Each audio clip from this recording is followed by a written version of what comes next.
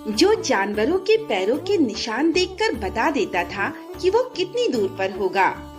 वो शिकार तो करता था, लेकिन सिर्फ उन्हीं जानवरों का जो या तो बूढ़े होते थे या फिर घायल होते थे। उनके अलावा वो सभी जानवरों को छोड़ देता था, जिस वजह से उसका नाम दयालु शिकारी पड़ गया था। आज तो हमें किसी बड़े जानवर का शिकार करना होगा। अगर आज बड़ा जानवर नहीं मिला तो हमारा परिवार आज भी भूखा रह जाएगा। बड़े जानवर मिलते तो बहुत हैं, लेकिन क्या करें, हमारा सरदार बहुत दयालु जो है, हर बार उनको छोड़ने को बोल देता है। आज हम उसकी बात नहीं मानेंगे। तू बिल्कुल सही कह रहा है लाला। आज अगर उसकी बात मानी तो ना जाने हम सबके परिवार का क्या होगा। वो तो ठीक है, लेकिन सरदार हैं कहाँ? अभी तक नहीं आए। एक काम करते हैं, आज उसके बिना ही शिकार करते हैं। हम ऐसा नहीं कर सकते। उसके जितना अनुभव हम किसी के पास नहीं है। वो जानवरों के पैरों के निशान देखकर बता देता है कि वो कितनी दूर होगा। हम उसके बिना शिकार नहीं कर सकते। माफ करना, आज मुझे आने में थोड़ी देर हो गई। चलो कोई बड़ा शिकार करते हैं। आज भी छोटा खरगोश ही हाथ लगा है। ऐसा लगता है जंगल के सभी बड़े जानवर खत्म हो गए हैं। लगता है जानवरों को ये पता चल गया है कि हम सब उनका शिकार करने आ रहे हैं। ये मजाक का वक्त नहीं है रज्जू। लगता है आज भी हमारे परिवार को भूखा ही रहना पड़ेगा। अगर ऐसा ही रहा तो हमें दूसरा काम धंधा देखना पड़ेगा। तुम सब चुप रहो। मुझे सांभर के पैरों के निशान दिखे हैं। वो यहीं आसपास ही है।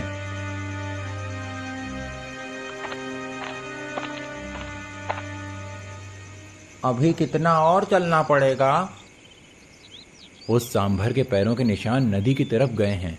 हमें नदी के पास ही जाल बिछाकर वहीं छुपकर उसके जाल में फंसने का इंतजार करना होगा।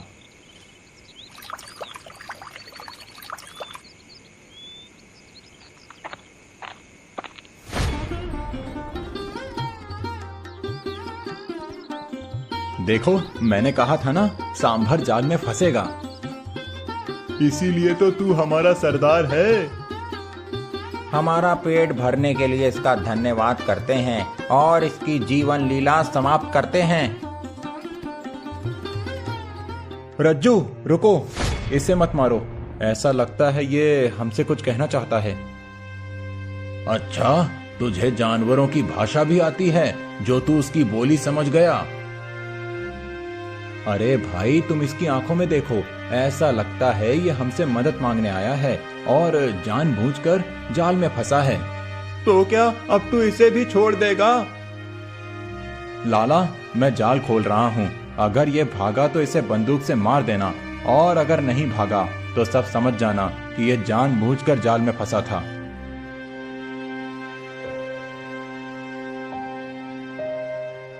आज फिर एक शिकार हाथ से गया। लगता है ये हमें अपने पीछे आने को कह रहा है। हमें इसके पीछे जाना चाहिए। हम में से कोई नहीं आ रहा, तू ही जा इसके पीछे। चलो सब किसी और शिकार की तलाश करते हैं।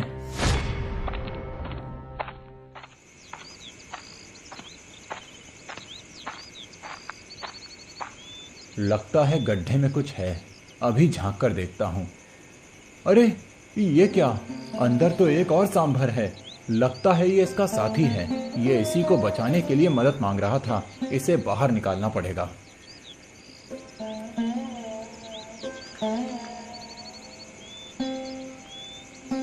अरे अरे, बस बस, मैं समझ गया कि तुम मुझे धन्यवाद दे रहे हो। अब मैं जा रहा हूँ। अब से ध्यान रखना किसी गड्ढे में ना गिरो।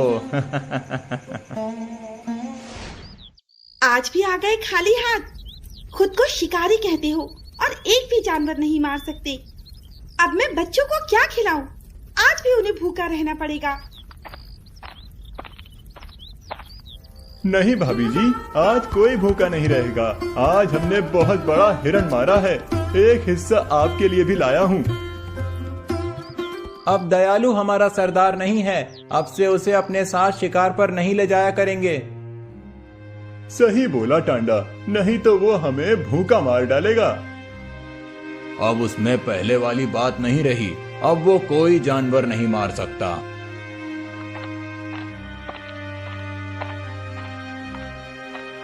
चलो आज भी कोई बड़ा शिकार करते हैं।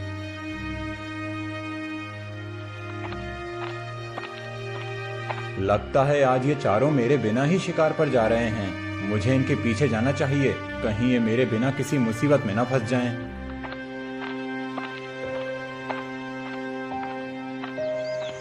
ये जंगल का वही हिस्सा है ना जहाँ दयालु हमें आने से मना करता था? हाँ बाघा, अच्छा हुआ हम उसे साथ नहीं लाए, नहीं तो वो हमें यहाँ आने से मना कर देता। यहीं पर हमें बड़े जानवर मिलेंगे। शिकार की तलाश में हम सब जंगल के बहुत अंदर आ गए हैं, लेकिन अब तक एक भी जानवर नहीं मिला।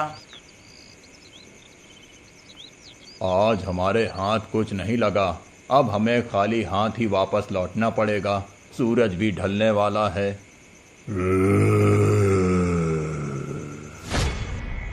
लगता है आज कुछ बड़ा शिकार हाथ लगेगा। अब तो मैं खाली हाथ नहीं जाने वाला। तुम सब कहाँ जा रहे हो? रुक जाओ। अब तू हमारा सरदार नहीं है, हम में से कोई भी तेरी बात नहीं सुनेगा। अगर तुम्हें अपनी जान प्यारी है तो मैं जो कहता हूँ वो सुनो, नहीं तो वो तुम्हारी हड्डियां भी चबा जाएगा। कौन? जंगली भैंसा हमारी हड्डियां चबाएगा? भैंसे कब से इंसानों को खाने लगे?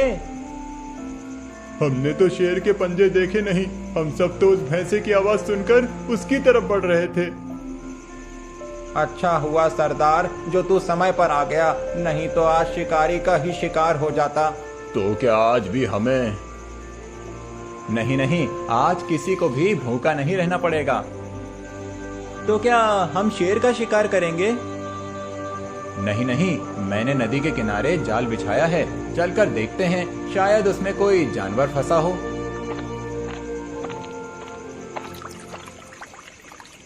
ऐसा मगरमच्छ तो मैंने पहले कभी नहीं देखा। कितना विशाल मगरमच्छ है, वो भी सोने का। क्या करें, इसे अपना खाना बनाएं या छोड़ दें? मुझे तो ये कोई जादुई मगरमच्छ लगता है, इसे छोड़ना ही ठीक रहेगा। मुझे पता था सरदार यही बोलेगा।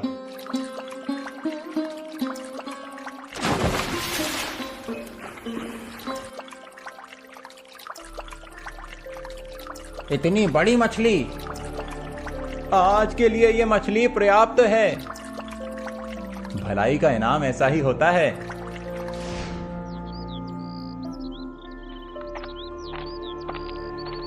आप ही दयालु शिकारी हैं, मैंने आपके बारे में बहुत सुना है, मैं आपसे मदद मांगने आया हूँ। हाँ, मैं ही दयालु शिकारी हूँ। आप कौन हैं, कहाँ से आए हैं और मेरी क्या मदद चाहिए? मैं पहाड़पुर का रहने वाला भीमा हूँ। मेरे गांव में एक आदमखोर भेड़िया घुस आया है।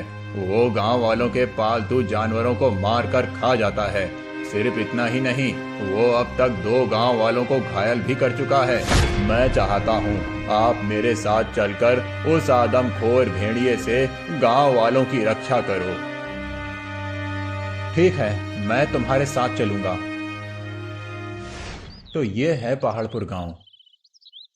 पहले ये गांव इस तरह वीरान और उजड़ा नहीं था। चारों तरफ चहल पहल हुआ करती थी, लेकिन जब से वो आदमखोर भेड़िया गांव में आया है, तब से उसके डर से कोई भी घर से बाहर नहीं निकलता। आदमखोर भेड़िया, आदमखोर भेड़िया, बचाओ बचाओ। लगता है वो आ गया। अब मैं आ गया हूं, सभी गांव वालों की रक्षा करूंगा। अब बस तुम्हारा ही सहारा है दयालु जी। आज तो मुझसे नहीं बच सकता। भाग। कितना भागेगा? जहां तक जाएगा तेरा पीछा करूंगा।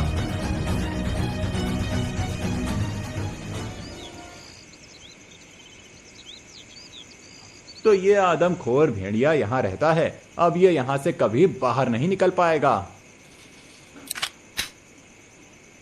लगता है इनके खाने को कुछ नहीं है और ये भेड़िया अपनी पत्नी और बच्चों के लिए खाने का इंतजाम करने के लिए गांव में घुसता है। लेकिन भेड़िया तो झुंड में रहने वाला जानवर है, इसका पता लगाना पड़ेगा, लेकिन उससे पहले इनके खाने का इंतजाम करना पड़ेगा। इनका इंतजाम तो हो गया, अब वापस जाता हूँ। दयालु जी, आपने उस भेड़िए को मार दिया? नहीं, वो पत्थरों के बीच से होता हुआ भाग निकला। कोई बात नहीं दयालु जी, वो कल फिर आएगा। अब आप पूरी तरह तैयार रहना। वो तो ठीक है, लेकिन मुझे एक बात जानना है। कौन सी बात?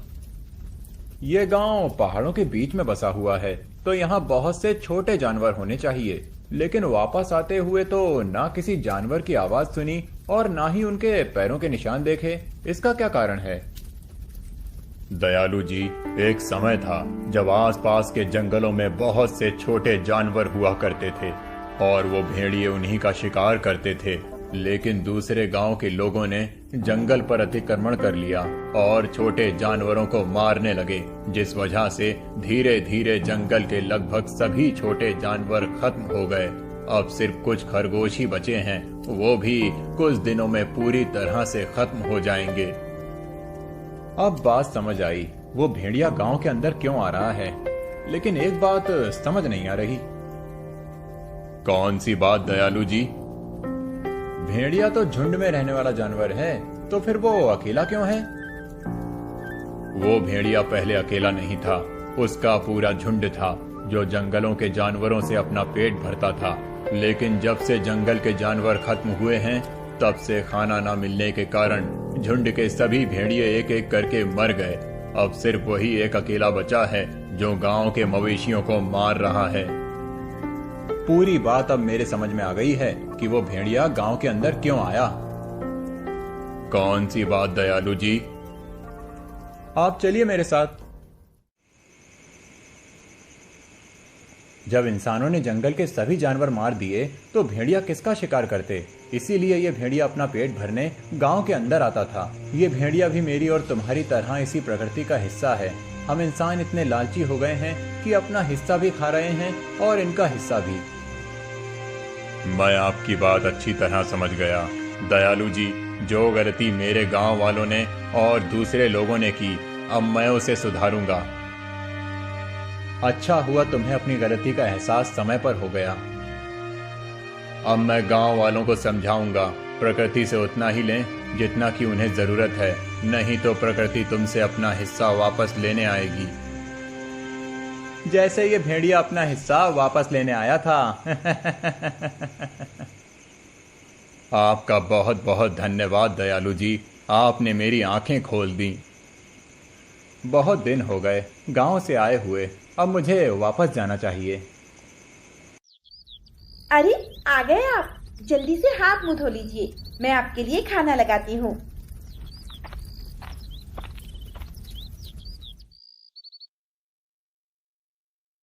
आपने उस आदमखोर भेड़िए को मार दिया या फिर उस पर भी दया आ गई आपको दूसरे जानवरों की तरह? अरे भाई, वो भी हमारी तरह इसी प्रकृति का हिस्सा है, उसे भी जीने का अधिकार है। अगर कोई उसका खाना छीनेगा तो वो अपना खाना लेने तो आएगा ही ना।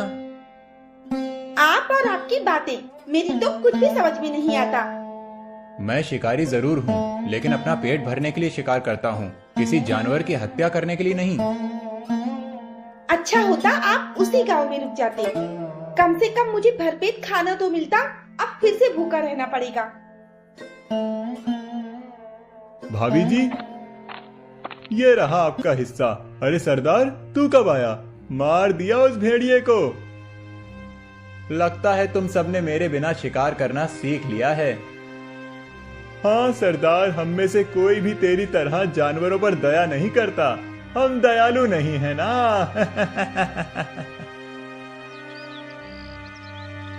अब मैं इन्हें कैसे समझाऊं कि अगर एक तरफ से सब जानवरों का शिकार होता रहेगा तो एक दिन जंगल के सभी जानवर खत्म हो जाएंगे, फिर हम भी उसी भेड़िए की तरह हो जाएंगे। अब हमारा सरदार वापस आ गया है। अब हम उसके बिना शिकार करना सीख गए हैं। हाँ, सही कहा तूने। अब नहीं लगता कि हमें उसकी जरूरत पड़ेगी। तुम सब सही बोल रहे हो। जब वो नहीं था तो हम सभी जानवरों का शिकार कर लेते थे, लेकिन अब वो आ गया है तो पहले की तरह बोलेगा, ये गर्भवती है, ये बच्चा है, ये फलाना है, ये ढिकाना है, इसे छोड़ दो, अब हमें उसकी जरूरत नहीं है।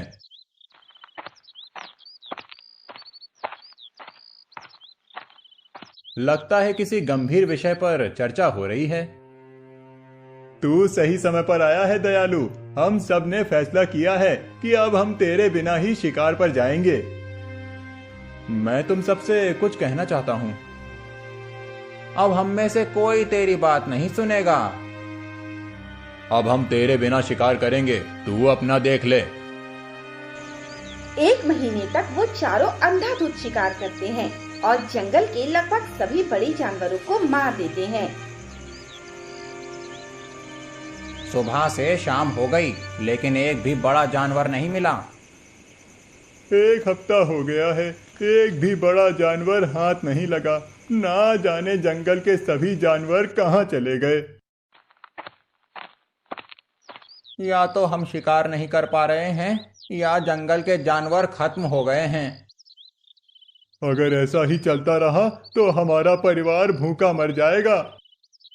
लगता है हमने दयालु का साथ छोड़कर गलती कर दी है। उसके पास चलते हैं, वो हमारी मदद करेगा। वो सभी दयालु शिकारी को पूरी बात बताते हैं। मुझे जिस बात का डर था, तुम लोगों ने वही किया। हमसे गलती हो गई दयालु, अब हम क्या करें?